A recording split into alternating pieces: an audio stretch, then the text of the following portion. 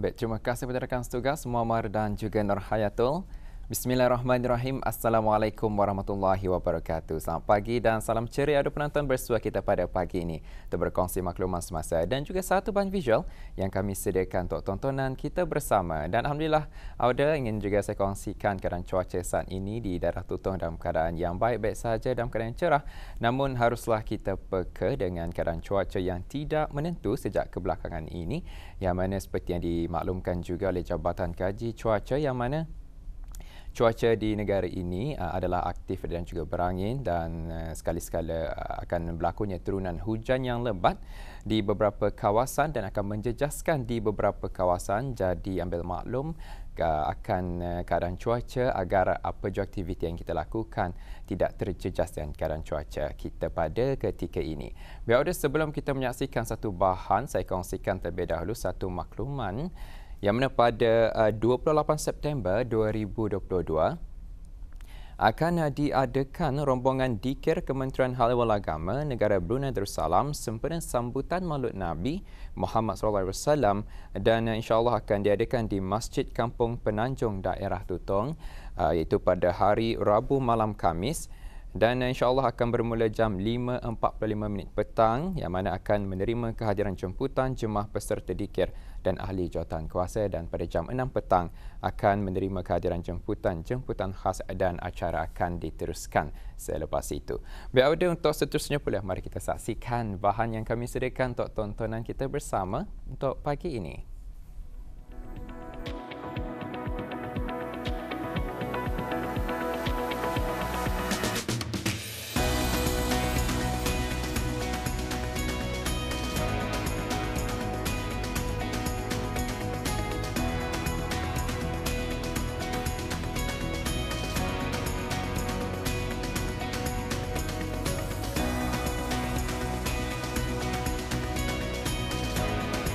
Golongan belia perlu meneroka secara lebih serius dalam bidang keusahawanan sebagai kerjaya pilihan maupun sebagai sampingan.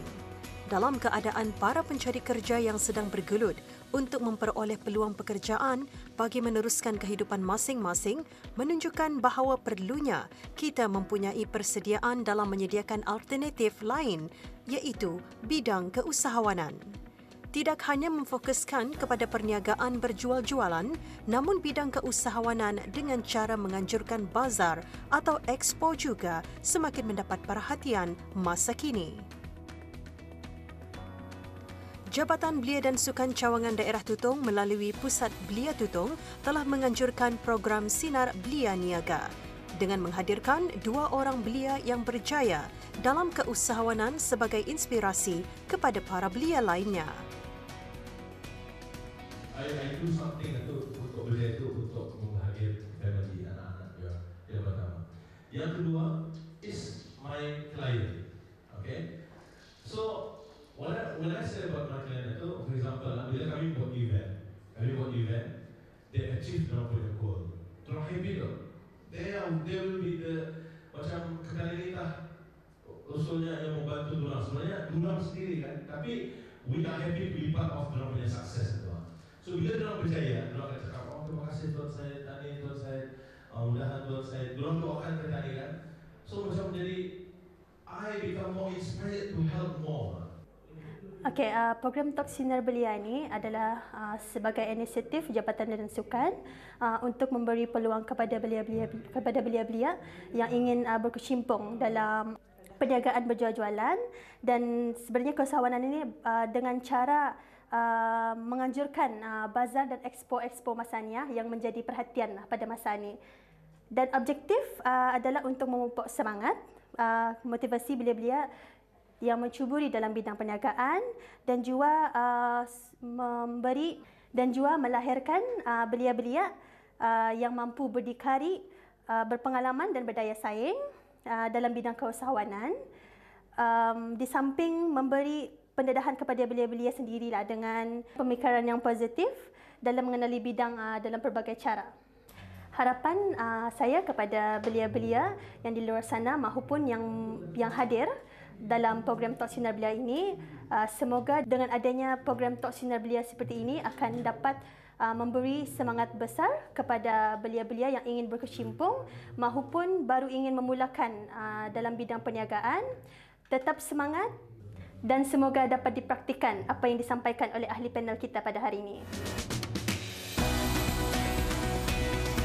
Perkongsian bukan sahaja diikuti oleh para belia dan penduduk mukim dan kampung yang hadir, bahkan juga turut disertai secara maya melalui aplikasi Zoom dengan memberikan peluang mengajukan soalan-soalan yang berkaitan langkah-langkah untuk berjaya dalam perniagaan. Berniaga secara kecil-kecilan juga merupakan langkah awal untuk menuju ke peringkat kejayaan nantinya jika diusahakan dengan cekal dan teguh.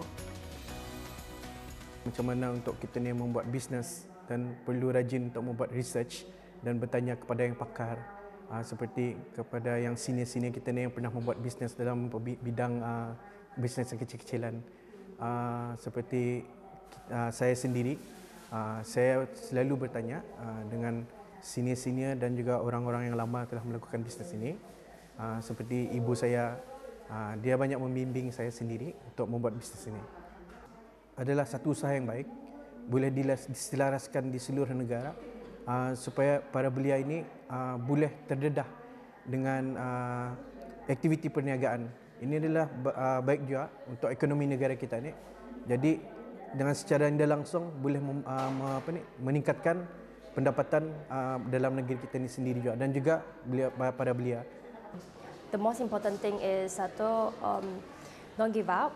Just pursue of what you really want to do. Okay, focus on your interest atau focus on your vision atau berusaha ta. Jangan tak putus asa atau. Antara salah satu kunci untuk berjaya dalam bisnes ini adalah satu penyakit dalam orang usahawan ini yang kena panggil IMM, artinya indah mau. Artinya indah mau selagi lu berjaya jangan berhenti. Because ada satu quote ini katanya, you are not fail until you stop. So artinya sama, bila tani dah berhenti, tani dah akan gagal. Jadi teruskan usaha, teruskan mencuba. Bila jatuh, bangun lagi. Because jatuh itu bukan bermaknanya tani gagal. Dengan menghadirkan beberapa usahawan muda di Brunei Darussalam yang menjadi ikon kepada belia-belia lain dengan memotivasikan kejayaan yang mereka capai pada masa ini akan menjadi inspirasi kita semua dengan memegang kunci kuat untuk berjaya. Itulah dia bahan yang kami sediakan tontonan kita bersama pada pagi ini dan alhamdulillah itulah dia perkongsian daripada usahawan-usahawan yang berjaya dalam bidang yang mereka cuburi dan mudah-mudahan dengan aktiviti yang diadakan oleh Jabatan Belia dan Sukan Cawangan Daerah Tutong ini dapat memberikan inspirasi kepada mereka yang hadir mendengarkan perkongsian daripada usahawan-usahawan belia yang gigih dalam menjayakan apa yang diniagakan oleh mereka. Dan seperti yang dikongsikan, kita dengarkan bersama sebentar tadi yang penting dalam melibatkan diri dalam bidang perniagaan ini, jangan pernah berputus asa.